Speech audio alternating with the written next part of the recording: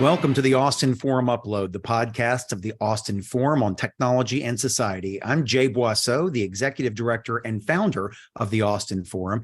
And today I'm pleased to welcome David Ochel. David, did I say your last name right?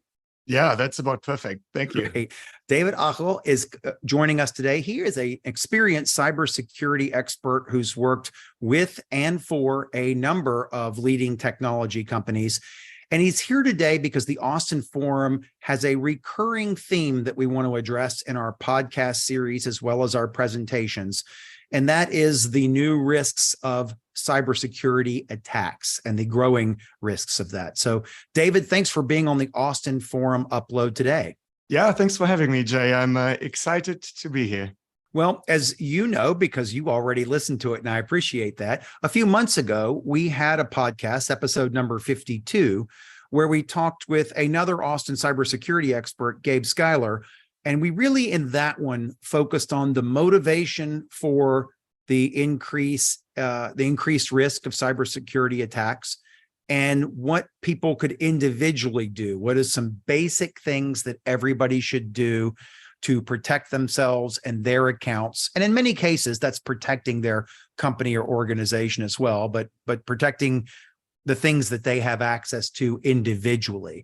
So I did want to start with just a recap on your views of that today, before we get into today's real topic, which is your guidance about what the landscape looks like for cybersecurity threats to companies and organizations, what you see as some of the emerging threats, and what some of your recommendations are at sort of the corporate and agency and organization level. So does that sound good? Can we start with sort of your own personal view of basic advice for everybody?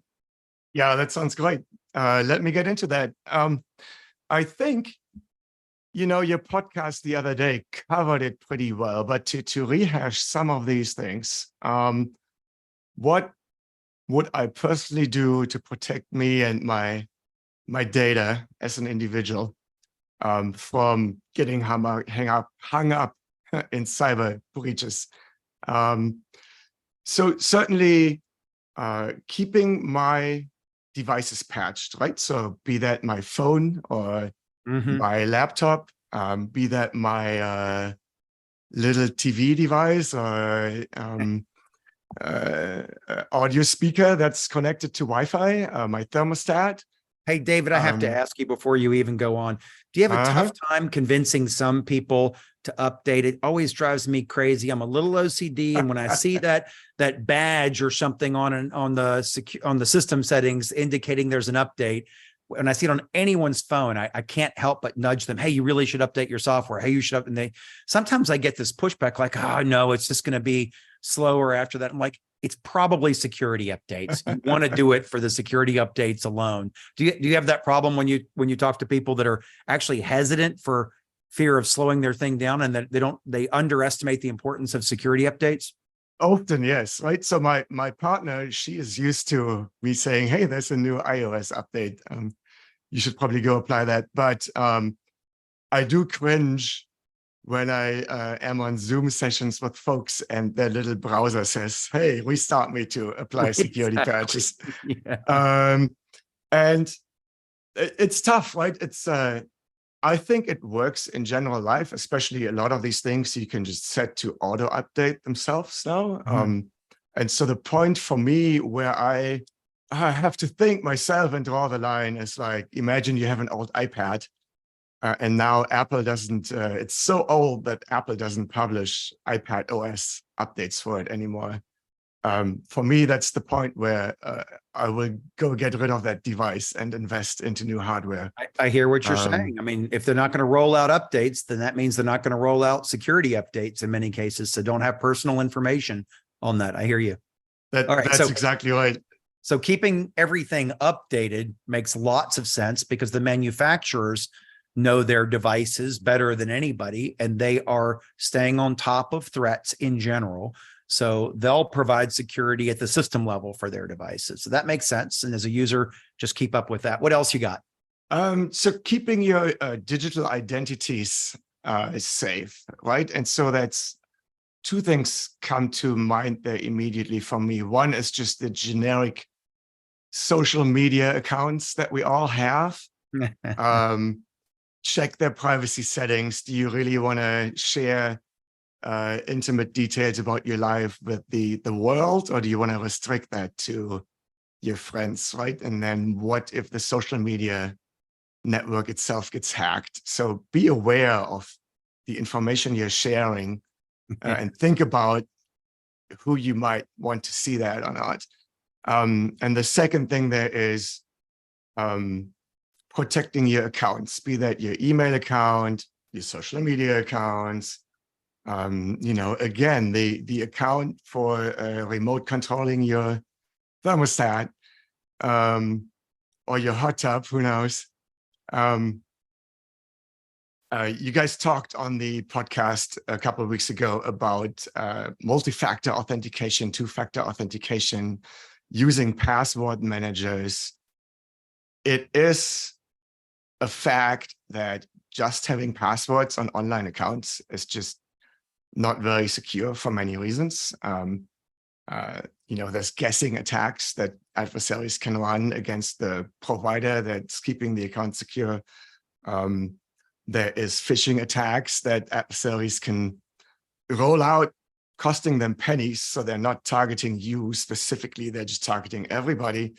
And if there's only a password on your account, that might enable them to get into those very easily. So looking into, what can I use as a second factor? Most accounts these days offer that option. Yeah. And it's one of those things that's, it's burdensome, right? Security is annoying sometimes. Yes. So it costs you extra effort, but it's most likely worth it. We are such an impatient generation, and we want to log in right away. We want it to remember our passwords, so we don't even have to, which of course is dangerous if you store those all in like a browser and then somebody gets access to your system with your browser and all the stored passwords. But we don't even want to type in passwords anymore, but typing in passwords alone isn't sufficient. That two-factor is really important. And so I have grudgingly started changing all of my passwords to very hard to guess passwords, especially for financial accounts and things like that, and turning on two-factor, and third, not cursing when the two-factor prompt comes up and I have to do that again, and just accepting that's the way it is now. That's right. And there's some hope that there's, things are becoming easier. Some of the, pass keys is a new standard by the FIDO Alliance that's very popular, that's being rolled out. And so some of it is becoming easier, but I think we just all have to accept that security comes at a cost. It's not, it takes extra effort, but we got to do it. Yeah. And as we talked about in that episode 52, and I'm sure you'll agree, the threats for cyber attacks are only growing. It's not going to dissipate that anyone can foresee, because there's increasing value in hacking people. We keep more and more of our information online, including personal health information, financial information, et cetera. And just productivity information, which can lead to, ransom attacks. But your personal information can lead to anything from blackmail to outright monetary theft and more. So I think we talked in that episode about, in the old days, they used to want to steal physical things. Since we've gone online, they want to steal your IP that's stored digitally instead of in the filing cabinet. But now there's just value in stealing data, raw data you can get insights from. I mean, there's data brokers that sell all this raw data, but behind the scenes, and we all know that. So thus that data must have value if there's brokers selling it. Well, that means there's value in hackers getting it without buying it as well for the kinds of things they want to do. So hopefully, where some technology trends are cyclical, and we've seen the rise and fall of pagers and the rise and fall of VHS machines, I don't really see any end in sight for cyber attacks. Do you? No. Cyber attacks will continue. It's an ever evolving cat and mouse game, right? Right. As new technologies evolve, threats adapt, and so the defense has to adapt. And sure, like you just said, that followed us from the physical world into the digital one, and will follow us into the virtual one. And Yeah. Absolutely. So, our listeners are well aware of, not using simple passwords. We've made it clear that you should use complex passwords in various Austin Forum content, that you should use two-factor, and so on. So let's get into the meat of today's podcast, which is really about the threats to companies and organizations. So let's start with an easy one. How would you characterize the current landscape here in mid-2023 of the threat of cyber attacks, the vectors you're seeing that are most prominently used, the kinds of attacks, the kinds of thefts? Obviously, ransomware is an increasingly big one, but just give us your big picture overview of what's the current state of cyber attacks and the risks of such on companies and organizations today. Sure. I'll keep that generic because, my day job isn't being a defender who actually looks at all the individual threats that are coming in. But what we can see, and one interesting data point that everybody can go and look at is Verizon's data breach investigations report that they publish on an annual basis, where their incident response team basically publishes statistics on what they've seen over the past year in the breaches that they've explored, right? So what do we see? We keep seeing more of the same, but so a couple of things that might be interesting to point out are, for example, that looking at the latest version of this report, the DBIR that just came out on June 6th, like almost 3/4 of breaches involve a human element as part of the compromise to an organization, right? And so what that means is that as a company, you probably can and you should do a lot of things to technically protect your systems. But even if you do that, one of the weakest links you still have then are your actual humans, your employees, your partners, everybody who has accounts on your systems. And so that's an interesting thing to continue to be aware of, that just as as individuals, we have to be aware of not becoming subject to phishing scams in our private lives. That is an important factor in the corporate world. So protecting against that human element being compromised. How do you do that? Awareness training, that is something that every company needs to think about and do. And then to some extent, you can mitigate that yourself with technology again, right? Like having filter appliances for your email coming in and making sure that it tries to filter out the majority of phishing attempts, etc. What else do we see?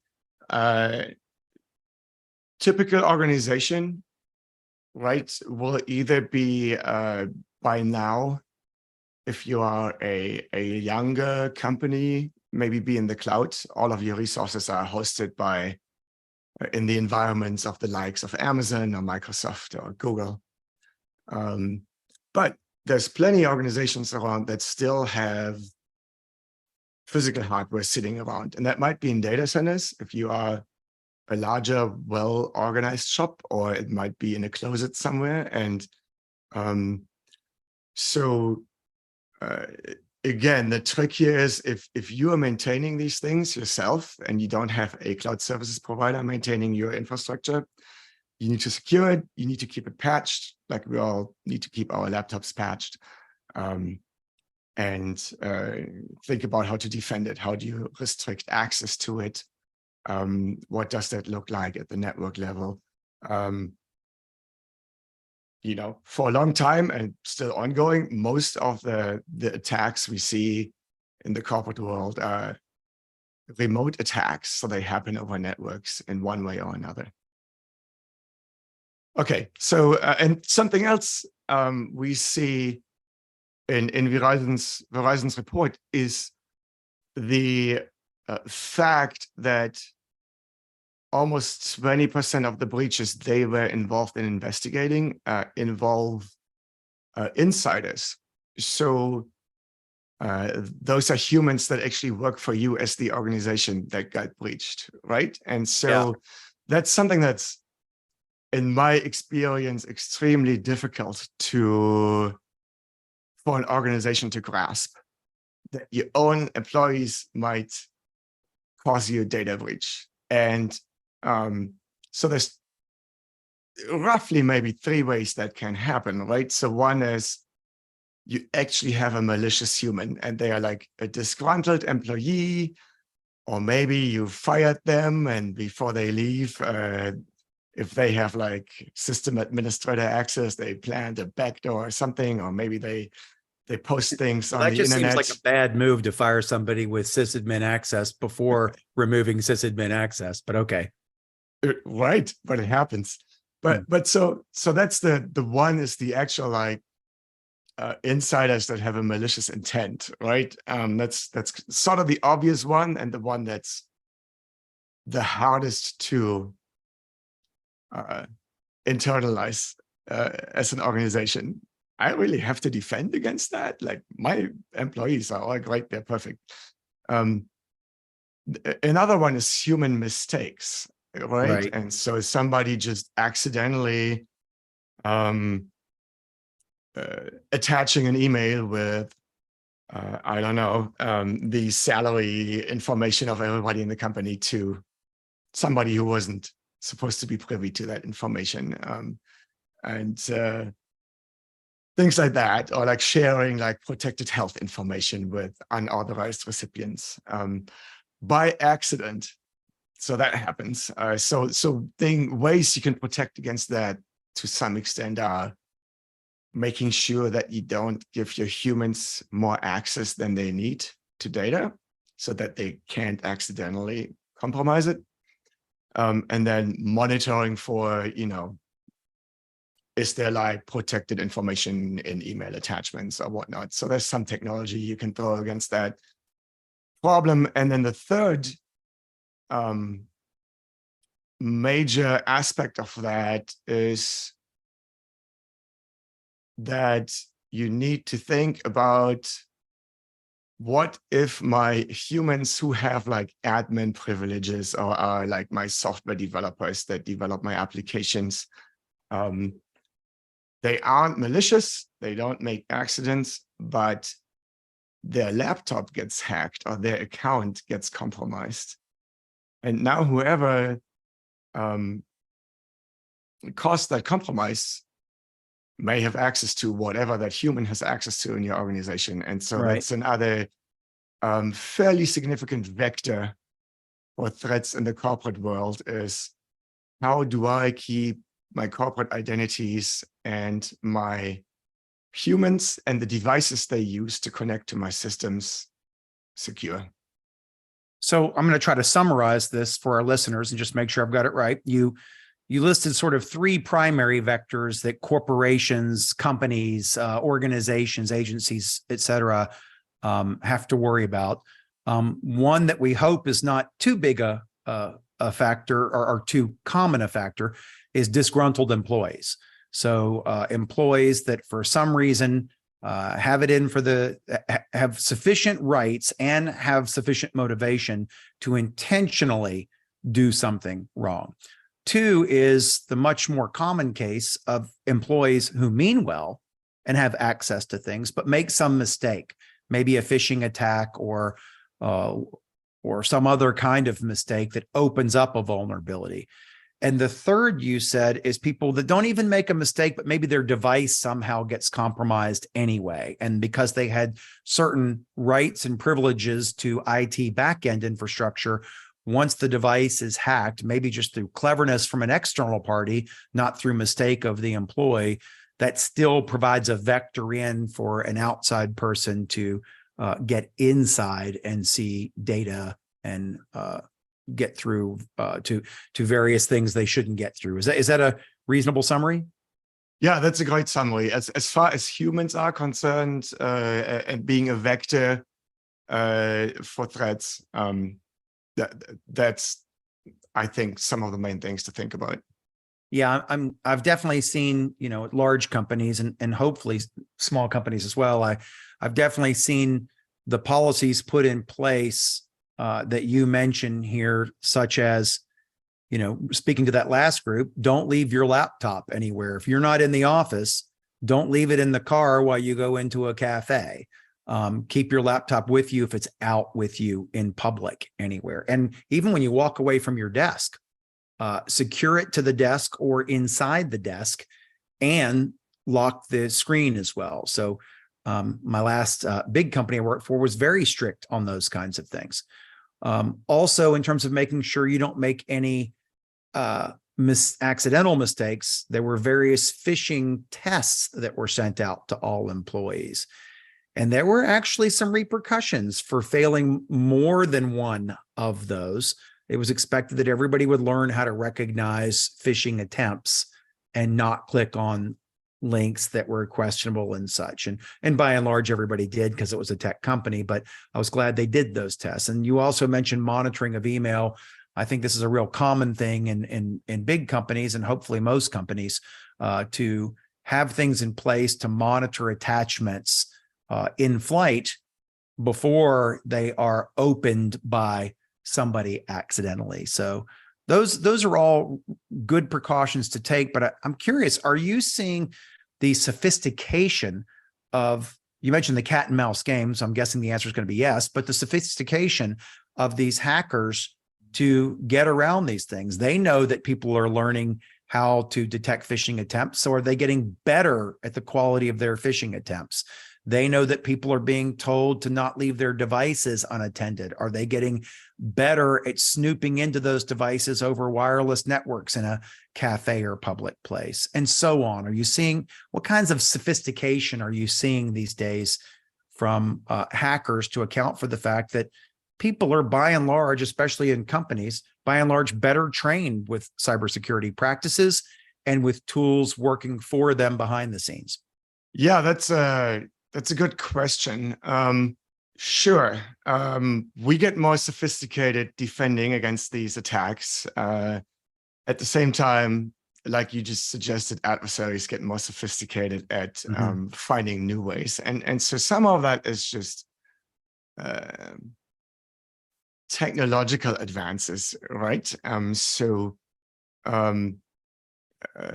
As organizations become better defending against certain threats, the tools that automate the attacks just become better and more populated. And so, we used to talk about script kiddies, just being able to download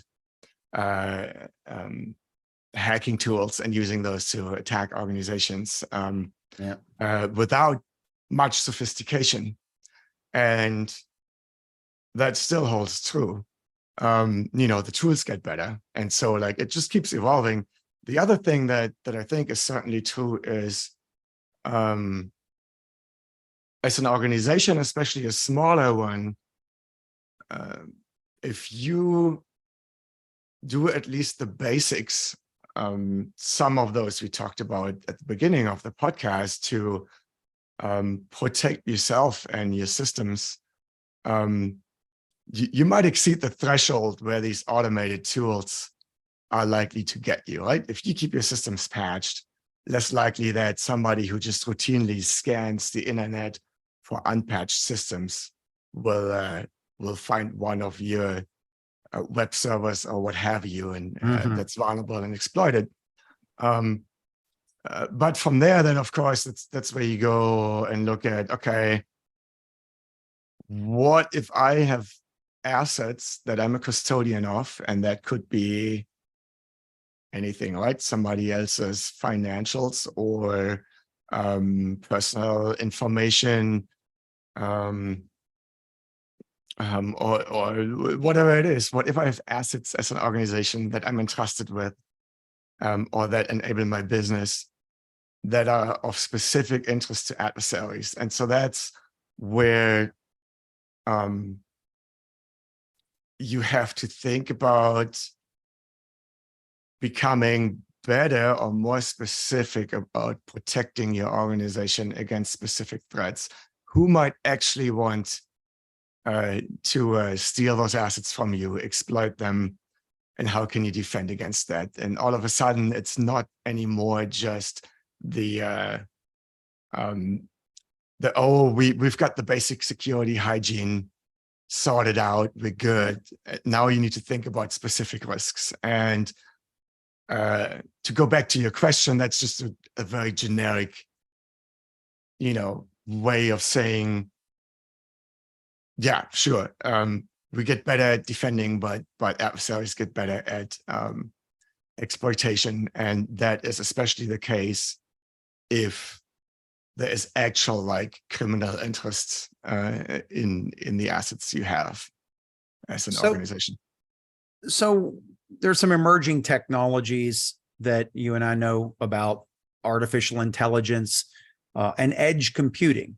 So artificial intelligence as a technique, a set of applications, algorithms, and workloads, and edge computing as a deployment model for deploying more and more infrastructure into the built environments and spaces to collect data and do analytics where the data happens, as opposed to not always having to bring it back to a data center or cloud.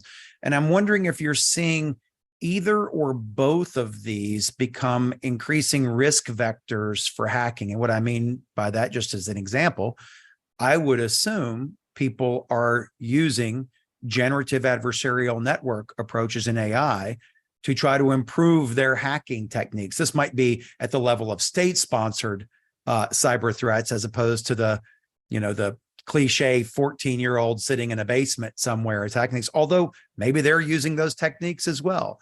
So, and then on edge computing, one of my concerns is, when everything's locked down in a data center or a cloud, at least people don't have physical access to the devices. But in a world in which we project, the number of devices outside of data centers is going to grow faster than the number of devices inside.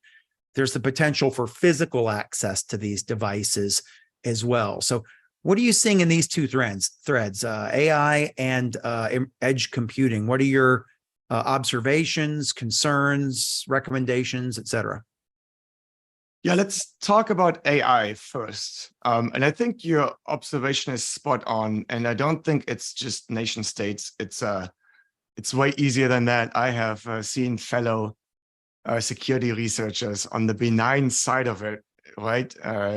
Just look at, can I get around some of the safeguards that the popular generative AI tools right now are putting into place to prevent them from being used in abusive ways and malicious ways. And yes, they can. So I've seen recent news articles where basically somebody said, hey, here's this exploit that I can use to breach a system. Hey, AI, can you rewrite this for me so that it looks different, but it still works the same?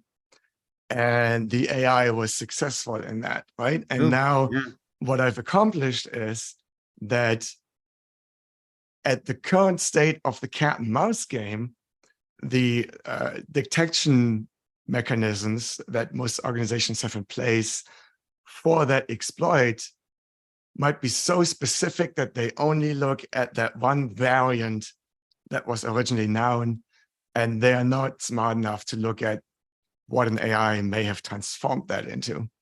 And so that might be a temporary edge, right? Will the detection capabilities catch up to that? Most likely. But yeah, there's absolutely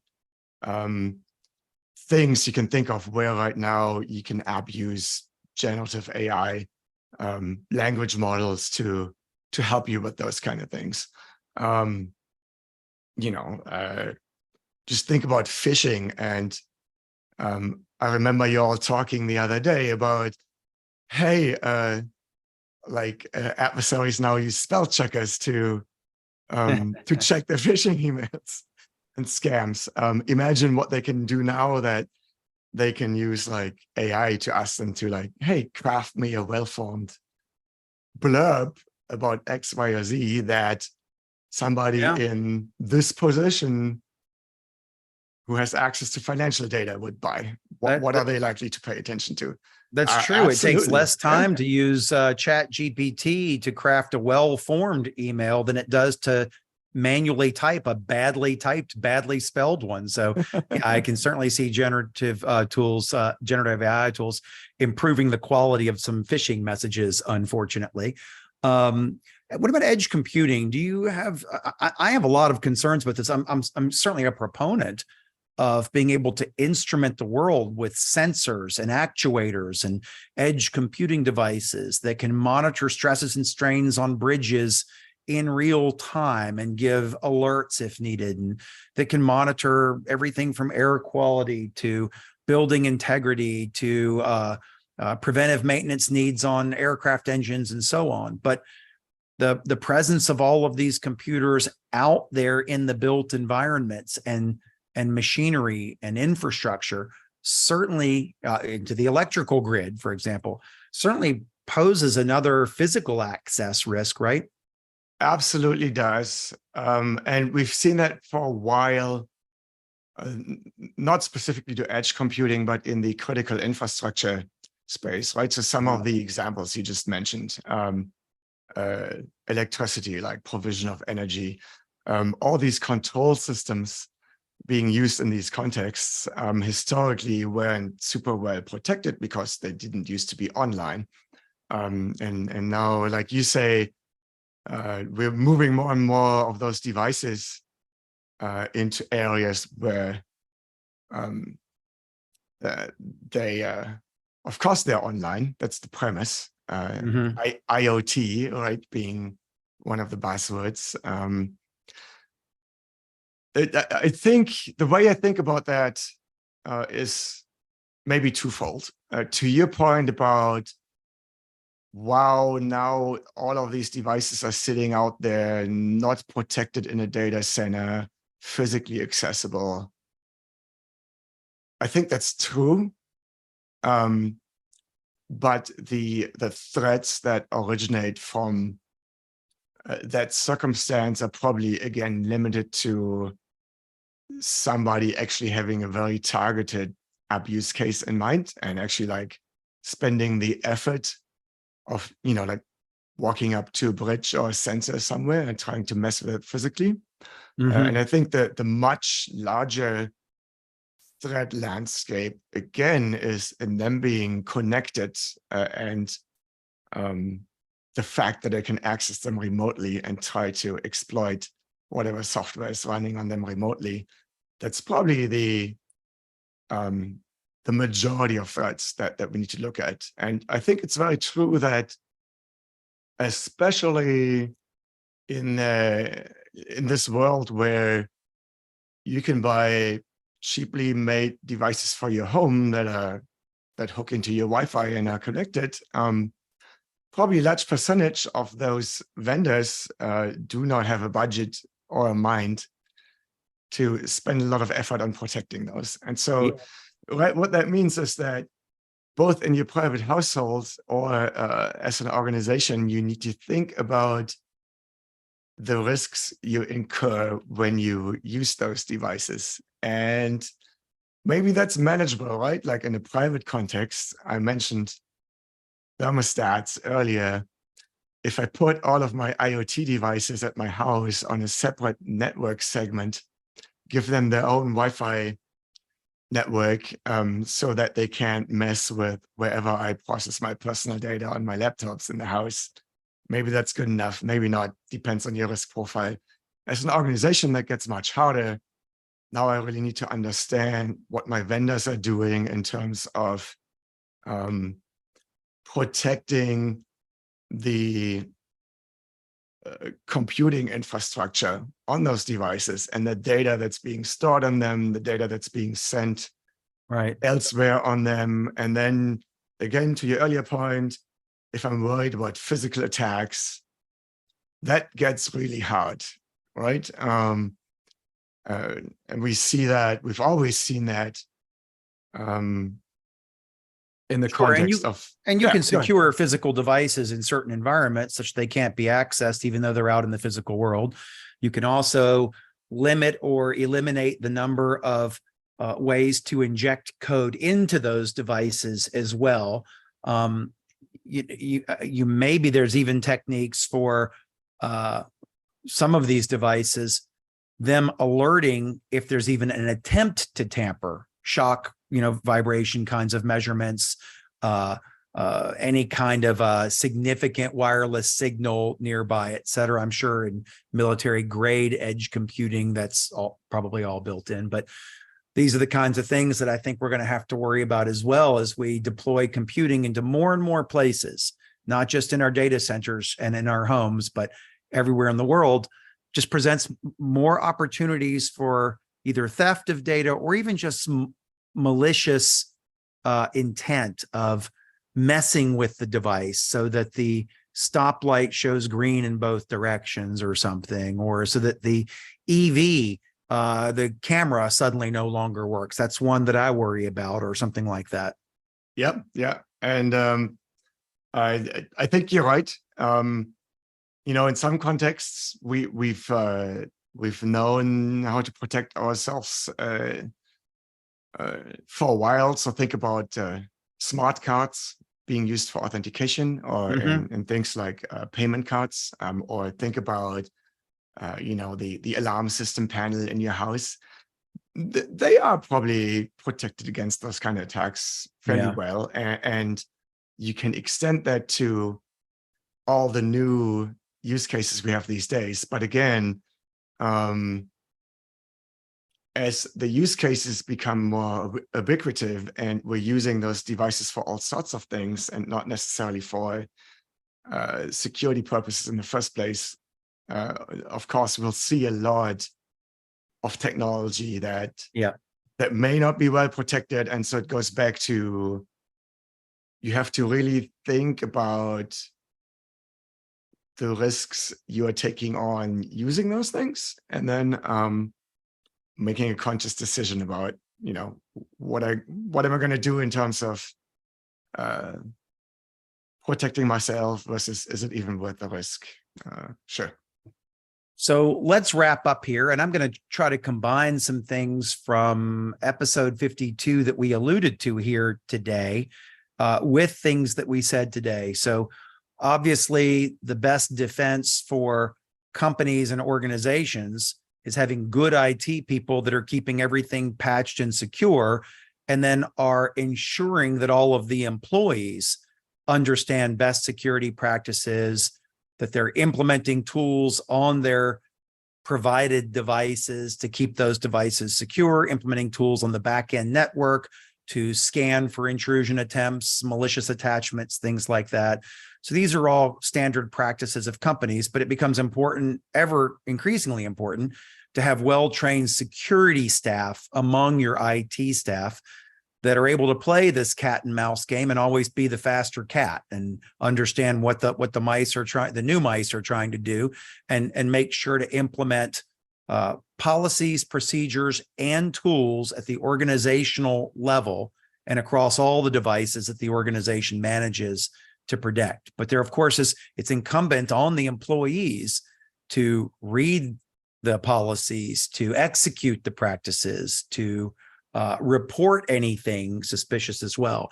And that as the world moves from a world of primarily data center servers and employee personal computing devices to one that also includes not just smartphone devices and tablets, but lots of installed edge computing devices in infrastructure, in buildings, et cetera, that to stay on top of the methods for updating that, the network connectivity and the intrusion attempts that maybe could take place on the networks connecting those devices, and the physical security of those devices and the ability of those devices to prevent unauthorized access by network or physical attempt at those edge devices. So I think that's sort of a comprehensive summary of what we've talked about today. Is that fair? What have I left out? You've left out a ton of stuff that we didn't talk Oh, you about. mean I didn't get all of computer security in one summary there? No, I think you certainly got the basics covered, right? But we could fill podcasts just about the question of like, as an organization, how do I become more methodical about information security and like the whole aspect of, as we're moving away from the olden IT days to DevOps and software engineers run their own applications in the cloud, like what do we do then? And,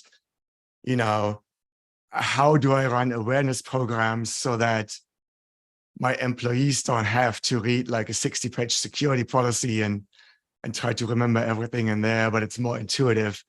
That's all like, we can spend days talking about that, but I think you got the basics well covered.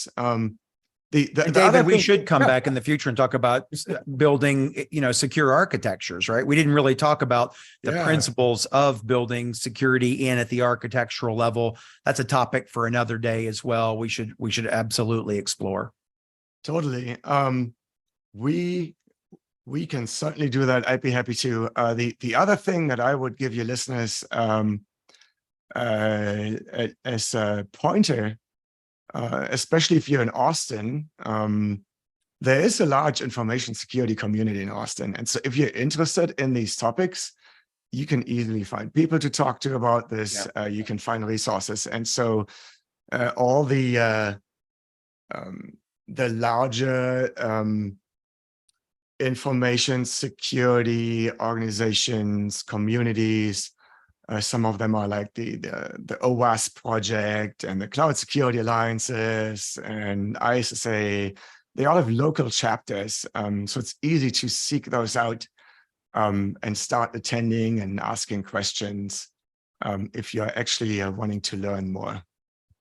David, I'm glad you made that point. That's a great closing point. The Austin Forum on Technology and Society brings these topics into the discussion.